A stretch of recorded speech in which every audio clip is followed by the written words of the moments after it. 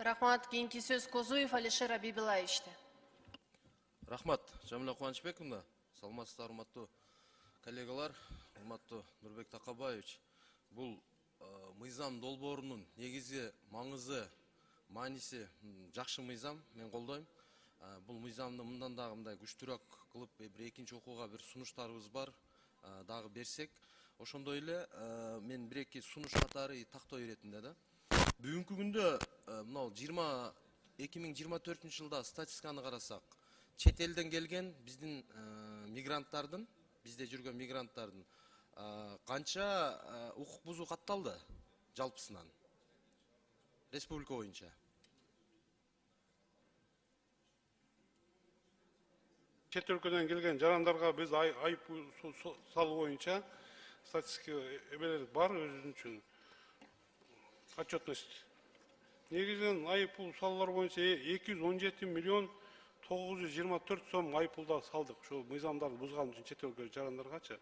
Эми чет өлкө жарандардын бизге саны көбөйгөн сайын, естественно, баягы деген мыйзам тартип бузууларда көбөйөт экен. Бирок ошол мыйзамдарды бузбасын деген негизде биз түшүндүрүү иштерин жүргүзөбүз. Памяткаларды беребиз. Иштеген жерлерине бар, аларды текшерип жүргөн убактарда дагы аларга түшүндүрүү иштерин жүргүзөбүз. Биздин мыйзамдарды бузбагыла деп. Андан сырткары жогорку окуу жайларында окуп жаткан биздин келген студенттер боюнча дагы алар боюнча да түшүндүрүү иштерин жүргүзүп жатабыз азыркы кезде. Рахмат. Себеби биз мынау акыркы 30 жылдан бери, 30 жылдын аралыгында биздин өзүбүздүн кыргыз жарандар көбүнчө миграцияда жүрдүк да. Миграция кандай татаал экенин, кандай кыйынчылыктар бар экенин баардыгыбыз көзүбүз менен көрдү да, көпчүлүк мигранттар. Мисалы ошол эле Россия Федерациясында жүрсө, ар бир барган мигрант мыйзамды сакташ керек. Алардын койгон талаптарын аткарыш керек. Биздин ар бир барган жаран канчалаган акчалары, канчалаган убактылары ушул тартипти сактоо үчүн кетет.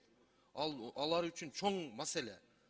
Бизге келген мигранттар, азыркы мына акыркы 3-4 жылдан бери келип аткан мигранттарда анчалык мындай маселе жок да, бизде жеңилдетилген вариант.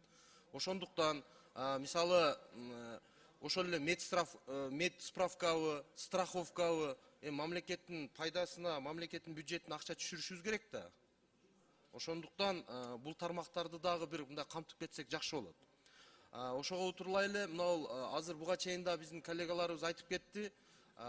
Мисалы бизге кирип аткан мисалы күнүмдүк бир мына Өзбекстан Республикасын ала турган болсок, күнүнө 1000 5000 адам чыгат. Күнүмдүк иш үчүн. Ошолорго дагы азыр бул жак айтып кетти, 1 айдан 6 айга чейин патент деп. 900 сом деген сөз бул өтө аз сумма да, ошону дагы бир аз суммаларын дагы көтөрүп, аларга дагы жеңилдиктер түшсө. Себеби алар өздөрү дагы айтып атат, акча төлөөлү дейт. Просто бизге шарт түзүп берсин, каяка төлөштү, кандай кылышты билбейбиз дейт. Себеби азыр мыйзамсыз кирип чыккандар дагы көп болуп атат. Ошол эле укук коргоо органдары кайсы бир деңгээлде мамлекеттин казынасына түшпөй, калкалаган учурларды дагы угуп көрүп жүрөбүз. Ошондуктан ушул мыйзамдын негизинде ошол жагындагы бир карап койсок, кийинки эмеге биз дагы сунуштарды берсек, канткенде алардын кирген чыккан бул жакта жүрүм турумун жеңилдетебиз.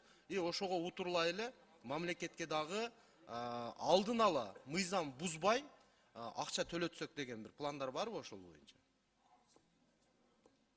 Сиздерде бир пландар барбы? Ооба, азыр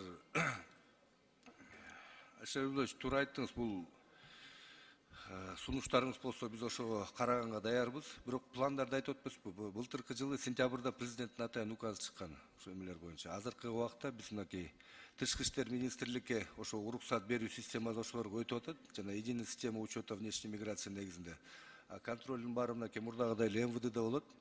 Ал жерде азыр пока проектный мындай пилоттуу эмелер болуп атат, ошон үчүн баарын так айта албайбыз. Но жакынкы убакта ошонун баары боевой режимге өткөндө биз презентация кылып ошону айтып бергенге даяр болобуз. Пландарыбыз бар, иштер жүрүп атат. Рахмат, анан ошого эми аларга дагы түшүндүрүү иш-чараларын, рейдтерди качан гана мыйзам бузганда эмес, келгенде, киргенде беседа кылып, ар бири менен түшүндүрүү иштерин кылып, мыйзамдуулук сакталса жакшы болот эле деп ойлойм. Рахмат.